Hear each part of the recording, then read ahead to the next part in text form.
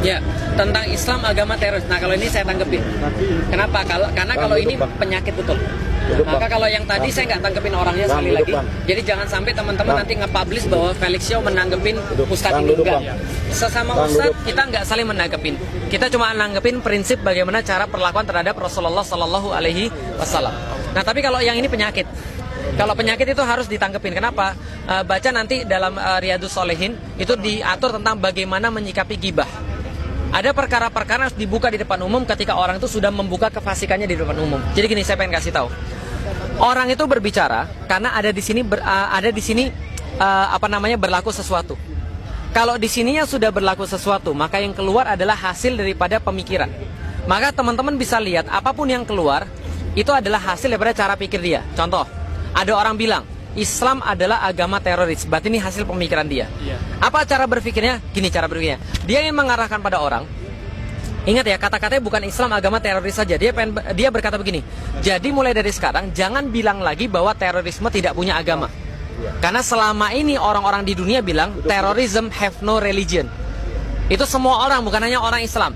Orang-orang Prancis ketika terjadi kasus terorisme radikalisme, dia bilang terrorism have no religion, violence have no religion. Kekerasan itu tidak punya agama, sebagaimana terorisme tidak punya agama. Sekarang saya tanya deh, sebelum kita bahas tentang itu ya, sekarang saya balik. Agama ngajarin kekerasan itu nggak mungkin. Karena nggak beragama pun kita tidak akan berbuat kekerasan. Sekarang saya mau nanya sama antum, andaikan antum nggak Islam, andaikan nih. Ustadz kok andanya gitu? Iya, saya cuma mengandaikan kalau anda nggak Islam, apalagi kalau Islam gitu maksudnya ya. Kalau anda umpamanya nggak Islam, apa anda ketemu orang anda tusuk? Tidak. Pokoknya saya wajahmu nggak enak, tampleng. Kayak gitu kira-kira enggak mungkin. Sebagai manusia aja, nggak beragama aja, ada kucing kelindes, kejat-kejat, rasanya gimana? Ya Allah.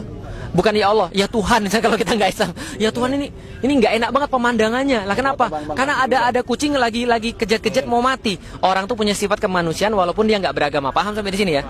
Berarti walaupun anda nggak beragama, anda kan nggak mungkin ketemu orang tusuk, temu orang sembelih kan nggak mungkin. Yang ngapain tiap hari nyembelih orang?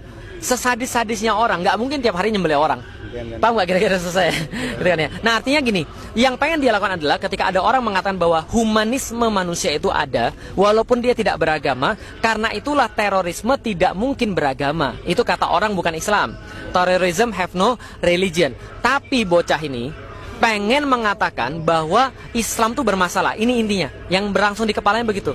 Terus dia cari cara, gimana untuk mengatakan Islam ini bermasalah? Maka saya sudah bilang, untuk menyampaikan bahwa Islam bermasalah ada beberapa cara. Satu, ambil orang Islam yang dianggap bermasalah, jadikan dia sebagai role model sebagai Islam. Makanya hati-hati antum. Hati-hati ketika berkata-kata, hati-hati ketika di media sosial. Karena banyak orang nyari kesalahan antum, sengaja mancing antum untuk berkata kasar, setelah itu dia bilang, ini nih Islam. Paham ya? Padahal Muslim dan Islam berbeda. Tapi ketika dia lihat ada orang kayak itu, ini nih Islam. Tapi begitu ada orang Islam yang baik, dia nggak akan pernah mencantumkan apapun. Itulah kenapa Abdul Somad dibilang Abdul Somad, nggak ada Ustadz, nggak ada LCMA, nggak ada. Abdul Somad langsung dipanggil di TV. Saya sudah pernah nyampein kuliah tentang ini, materi tentang ini, bahwa cara mereka untuk menghilangkan jasa Islam pada manusia yang baik adalah menghilangkan gelar-gelarnya. Ustadznya dihilangkan, LC-nya dihilangkan, MA-nya diingat, Rizik Sihab itu. Tapi nggak pakai Habib. Karena yang membuat beliau itu jadi mulia adalah Habib, salah satunya Habib Rizik Sihab. Maka jangan ikut-ikutan manggil Rizik Sihab. Kenapa? Karena mereka pengen untuk mengeluarkan kebaikan daripada orang-orang yang baik dalam Islam. Sebaliknya, kalau ada orang yang jahat, mereka langsung labeli Islam. Itu cara pertama. Contoh lihat, ada orang bunuh orang, A pacaran sama B, selingkuhan sama C. A cowok, B cewek, C cewek. A sama B pacaran, selingkuhan sama C. Paham ya? B nggak suka, yang C diikat, disumpel, dibunuh, dimutilasi, dibuang ke jalan tol. Ketika masuk ke pengadilan, tiba-tiba A, B ini langsung pakai kerudung dan pakai peci. Aneh nggak sih antum? Semua orang yang berbuat jahat masuk pengadilan pakai peci, pakai kerudung. Mendadak muslim. Ada penggerebekan terorisme. Rumahnya digerebek, yang diambil apa? Buku Sirah Sahabat, Hayatus Sahabat. Bagaimana sirah Nabi? Bagaimana kemudian tentang kebangkitan Islam. Yang disorot apa? Bendera tauhid. Yang disorot apa lagi? gambar Ka'bah. Yang ini ditunjukkan apa? Semakin dia Islami, semakin akan dia jadi seorang teroris. Paham maksud saya? Nah, ini cara pertama. Cara pertama adalah memframing orang-orang yang muslim yang jahat diangkat, orang-orang muslim yang baik diturunkan. Itu yang pertama. Yang kedua, serang ajarannya. Dari situ muncul kata-kata, ngapain percaya hadis? Hadis kan ditulis 200 tahun setelah Muhammad. Kata-kata begitu pernah dengar? Di sekarang tuh zamannya adalah bukan zaman dulu. Tafsir itu kan tafsir kamu, bukan tafsirnya Al-Quran beneran. Nggak ada yang tahu tafsir Al-Quran kecuali Allah. Paham sampai di sini? Ide yang diserang, termasuk yang kemarin. Terorisme itu punya agama dan agamanya adalah Islam. Itu penistaan agama luar biasa. Penistaan agama luar biasa. Kenapa? Karena dia menganggap berarti kalau dia bilang berarti agama Islam adalah agama terorisme, berarti Muhammad ngajarin terorisme. Berarti Allah menurunkan agama terorisme. Paham gak kira saya? Itu yang pengen dimasukkan di dalam benak-benak orang. Untungnya dia ini sudah gak laku. Kenapa? Karena dia ini adalah orang-orang yang dulunya adalah aktivisnya faith freedom. Aktivisnya orang-orang yang gak punya iman. Dia gak suka sama semua agama. Dia gak suka agama Kristen, dia gak suka agama Islam, dia gak suka agama Buddha. Semua agama dia gak suka. Kenapa? Karena orang ini memang pengacau. Nah, makanya yang harus kita lihat apa? Ini justru jadi sebuah pemantik bagi kita untuk benar-benar mendalami agama. Kalau kita digituin, jangan khawatir. Kenapa? Yang kita nggak suka perlakuan dia dan dia akan dapat balasannya insya Allah. Tapi yang perlu Anda lakukan adalah gimana caranya? Anda harus jadi benar-benar duta daripada Islam. Harus jadi benar-benar orang-orang yang benar-benar belajar dengan Islam dan tunjukkan bagaimana Islam, sehingga di dalam Al-Quran Allah katakan, Yauma ya'isal ladzina kafaru. Hari di mana orang-orang kafir itu berputus asa. Tugas antum buat orang kafir berputus asa. Gimana caranya buat orang kafir berputus asa? Kalau antum kerjalah yang terbaik. Buat mereka putus asa dan gak punya celah tentang antum. Kalau antum punya jualanlah yang terbaik. Kalau antum ahli sejarah, jadi ahli sejarah yang terbaik. Kalau antum ahli media, jadi ahli media yang terbaik.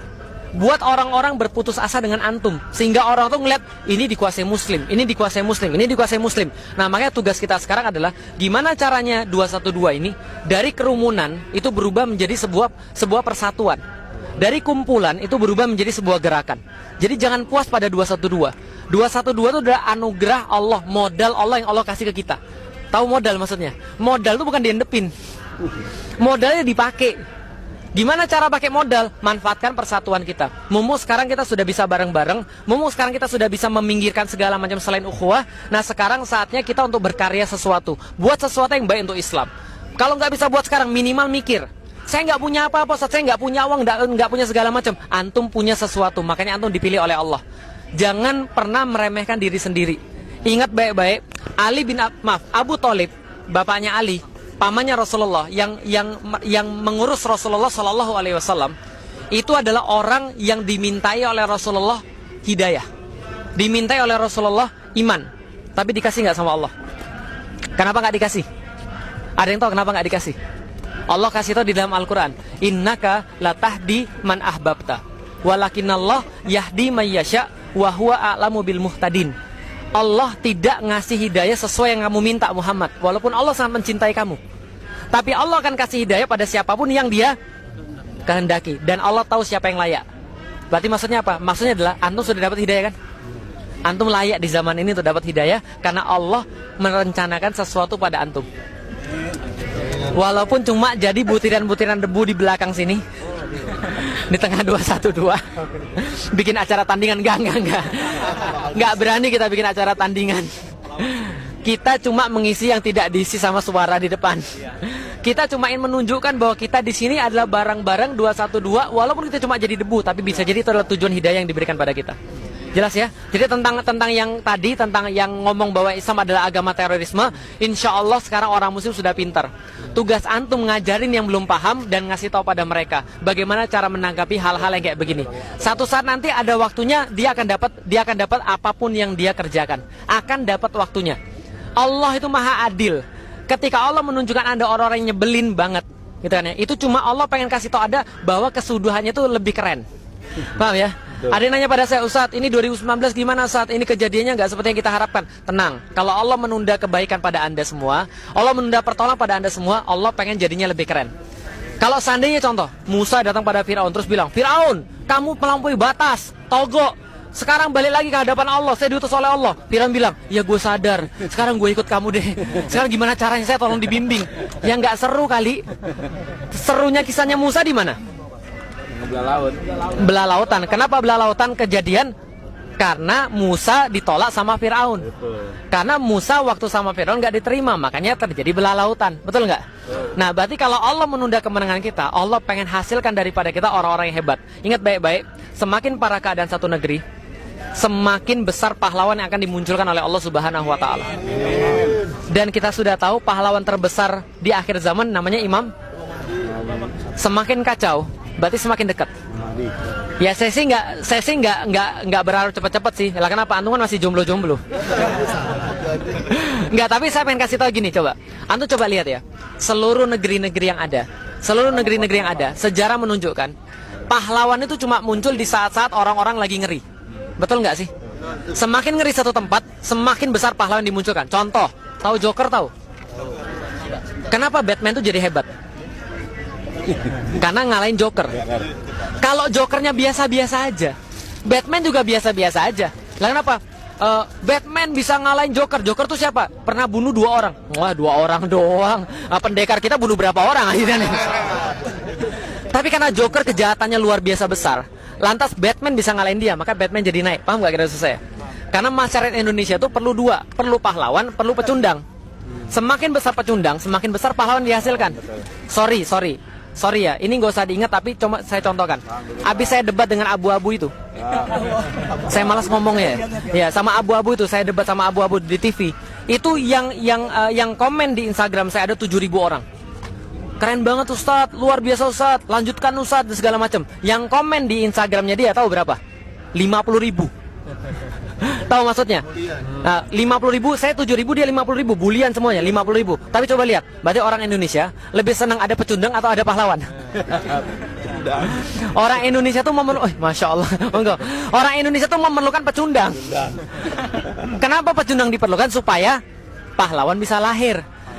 Biarin orang itu ngomong apa saja, Anda pelajari Islam. Ada satu waktu di mana Islam ditegakkan melalui pundak-pundak antum. Paham gak kira susah ya? Ada waktunya. Ada waktunya Islam itu ditegakkan melalui pundak-pundak antum. Kapan? Ketika Allah pengen untuk itu semua. Jadi jangan menyerah, jangan merasa diri kita tuh nggak ada apa-apanya. Jangan pernah merasa kalau ada satu perhelatan, ada satu acara kaum muslimin, lantas kita merasa, kita datang dan kita nggak datang sama aja. Enggak. Kita datang tuh pengaruh banget. Kenapa? Karena kita adalah orang-orang yang dipilih oleh Allah untuk dapat hidayah Allah, dapat imannya Allah. Jelas sampai di sini?